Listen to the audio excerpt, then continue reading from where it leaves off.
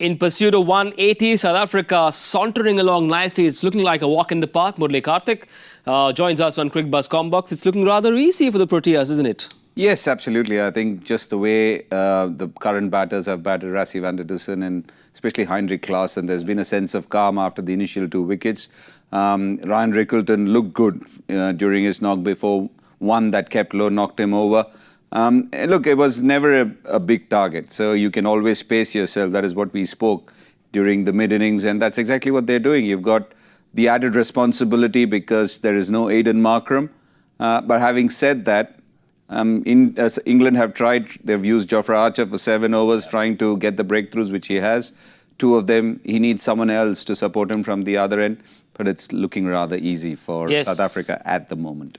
2-pace pitch, you and Zach said, and the 2 dismissals, both of them perhaps helping the bowler a little bit, especially the Stubbs wicket. It kept really low, and that's when you need more correct batters to ensure there are no more hiccups, and that's what these 2 have done.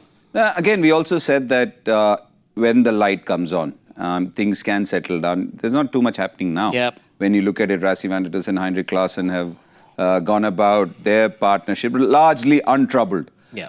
It was only when Ryan Rickelton and Tristan Stubbs were out there. Again, it was just immediately after, England, which got bowled out.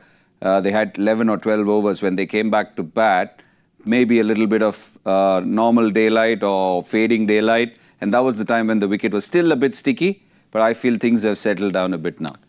Would you have liked England to bowl maybe a couple of overs of Adil Rashid as an attacking option, especially when Klaasen had just come into bat, because he came into bowl the 15th over, which is a bit of a surprise. I'm glad you touched that topic because that is exactly what I was thinking when Klaasen came on to bowl. Yes, he's good against leg spin, but again, you want to nip anything in the bud if you want to get somebody out. And we said this before as well. Yep. England can only win this game by getting wickets, not by defending.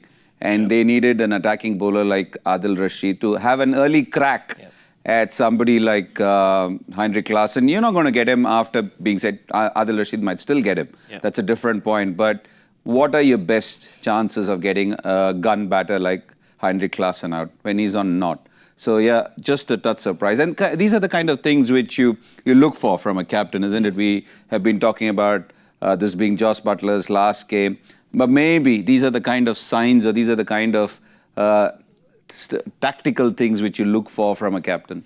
Yep, the 16th over is in progress. They're 87 for 2 at this stage, still 93 away. A partnership of 40 or 44 between these 2, Dussen and the amazing Klaasen, who's playing his first game in the Champions Trophy. More of the same from them and something else from England, maybe bowl Archer and Rashid from both ends? Look, yeah, Archer has got only 3 overs. I don't know whether they'll risk that given the workload he has, and obviously he's just come back after a long time, after a long layoff.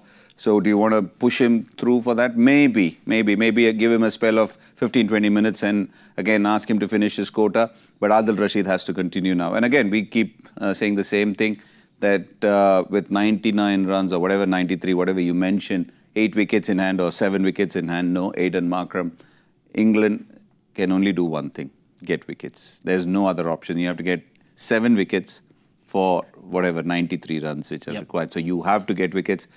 Again, attacking fields give the impression that you're going to get wickets, you're trying to get wickets. Slip in place very much for Adil Rashid. Maybe put a short leg there, a silly point as well. Create something. Yep. Create something, absolutely. Create a bit of hype, do something, because the game's gone, you're going back home, there's nothing else left.